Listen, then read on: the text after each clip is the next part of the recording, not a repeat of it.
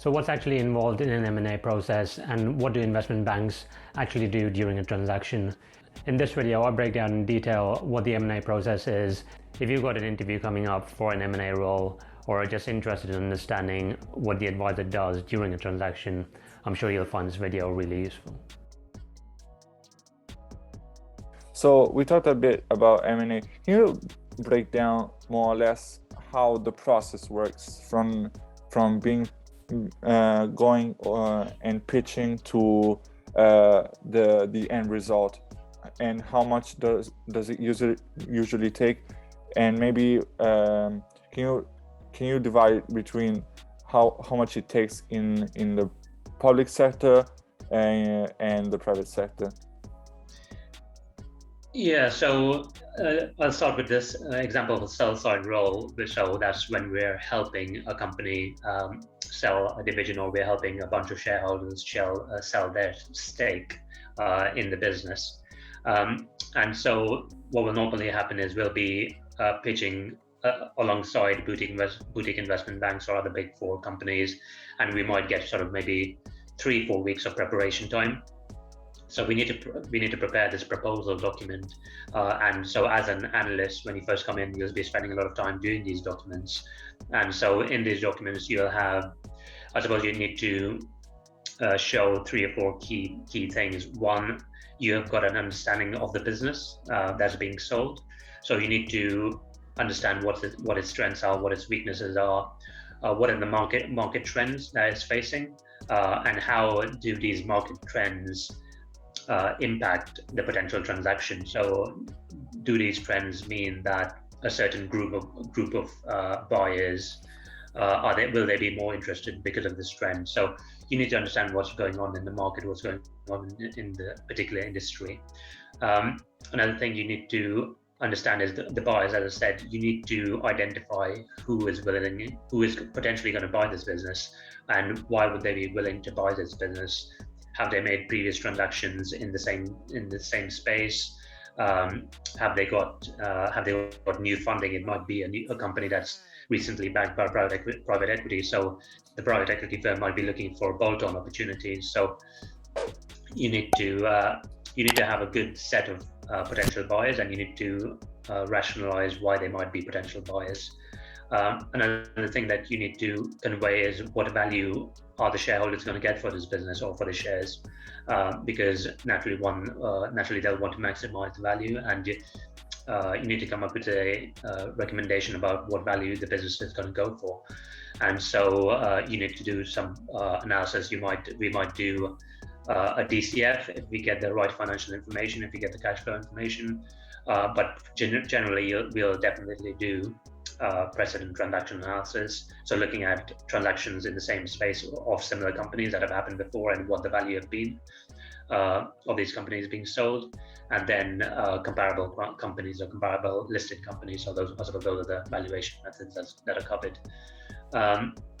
And then we'll also talk about the process. I suppose the fourth element is they'll want to understand how are you actually going to deliver this project. So when is it going to happen? Who's going to take responsibility? And so we convey all that information during the proposal. So it's quite a large document, getting all the right information across. But again, every pitch is different. Some shareholders are very familiar. They might have sold 2 or 3 businesses before, so they understand the process. So we might not spend as much time, but there might be, or it might be the case that it's the shareholder that's never sold the business before, so they want to understand everything, what you're going to do for them. So every pitch is different. So that's a pitch stage. So we do that. We get sort of 4 weeks preparation sometimes. Sometimes we get 1 week, which is challenging. That's when the late nights come in. And so after the proposal, if we are fortunate to win the project, we have a sort of kickoff meeting where we get sort of into the skin of the business. We understand exactly what the business is about. We start developing relationship with the CEO, the CFO, and we start preparing this document, which is called the information memorandum. And so this is the main sales document where we highlight everything that a potential buyer will want to understand of the business at a high level. Clearly, we can't highlight everything. So this might be a document which is between 60 to 100 pages long, sometimes even longer. We'll talk about what the business does, who their customers are, what trends it's facing, what its financials are, what its financial forecasts are, which is really important. And then, what the operations are like, the supply chain, everything. So when someone reads that document, they'll have an understanding about why, firstly, why they should invest in this business and what makes it a great business. So those are, I suppose, the key things that we're trying to get across. So as an analyst, you'll be spending a lot of time writing these information memorandum documents. You'll be writing the sort of first draft, the second draft, and then you'll be working with your manager or your associate to refine these documents. So once these documents are complete, we then go out into the market and distribute this document to potential buyers. And naturally, you'll then have questions that come off of these documents, this document, and then we're answering questions for these buyers, just explaining what are the key sort of investment highlights, and then we sort of get sort of your first offer in from these potential buyers, anyone that's interested. These are called non-binding offers. There's no sort of obligation that comes with it, and then we take these offers and then present them in front of a client and see what they feel about them. Are they happy with them? And if they are, then we'll pick maybe 3-4 companies, it might be even more than that, that go and get more information. So they will then have access to something called a data room, where you get much more information about the financials, about the operations, even sort of regulatory documents. And so then the buyers can go into these documents and do their due diligence. And so here they might appoint due diligence advisors from their side, so buy side due diligence advisors, and so they'll ask hundreds of questions, maybe thousands of questions of you and the company.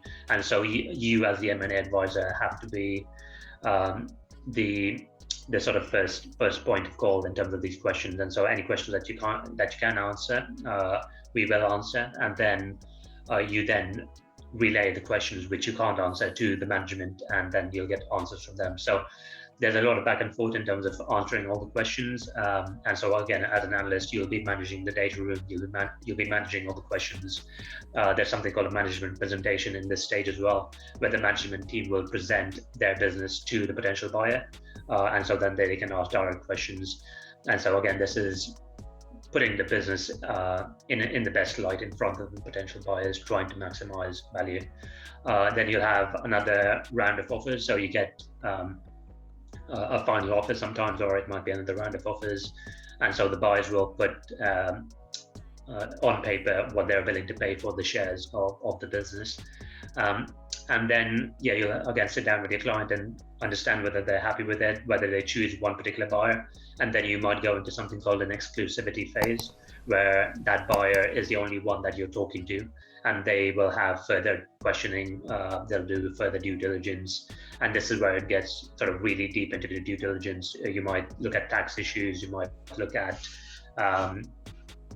operational elements, you might look at IT infrastructure, and so again, you've got your M&A integration team that I spoke about earlier during the interview, where they might be appointed, and then they will ask particular questions about how are we going to integrate these two companies together. And so again, this phase might last a couple of months, it might last 1 month, depending on how things go. And then finally, the lawyers will also play a part in this. They'll be completing, or they'll be trying to finalize what's called a sales and purchase agreement in the UK. The SPA document, which is sort of lists down all the exact sort of rules by which the shares are being transferred, and every single sort of eventuality sort of covered in this SPA document. And so hopefully everything goes smoothly, and then you come to a completion where the document is signed, and then the funds transfer to the relevant parties. So that's the entire process.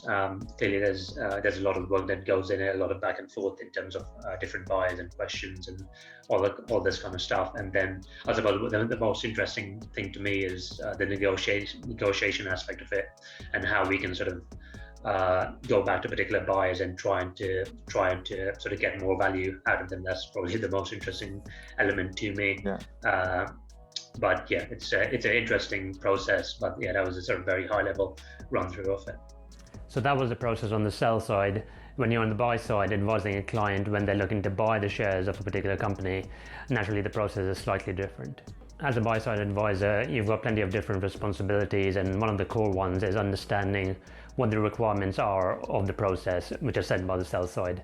So you need to understand when particular deadlines are, deadlines for offers, for example, when you can organize management presentations. You need to make sure that you're managing the process and making sure that the client is getting the information at the right time. As a buy-side M&A advisor, you'll be doing some high-level due diligence yourself, so trying to understand the strengths and the weaknesses of the business being sold, getting a relationship going with the management team, understanding the structure, understanding the operations, etc., and feeding all this information back to your client. Another important responsibility is advising your client on how much they should be paying for the business being sold. Similar to when you're doing a sell-side proposal, you'll be looking at precedent transactions, you'll be looking at comparable listed companies, and you might even look at a DCF if you've got the right information, and you'll be advising your client on what they should be paying for that business. As a buy-side lead advisor, you'll also be coordinating the other due diligence providers, so you'll be making sure that they understand when the deadlines are for their reports, and generally ensuring that the project moves forward smoothly and that the deal can be completed on time. So that was an overview of the M&A process, both buy side and sell side. And if you have any questions, please leave them in the comments below and I'll come back to you. If you want to learn more about what the corporate finance team does at a Big Four, click on the video on your screen right now. Thank you for watching, and I'll see you in the next one.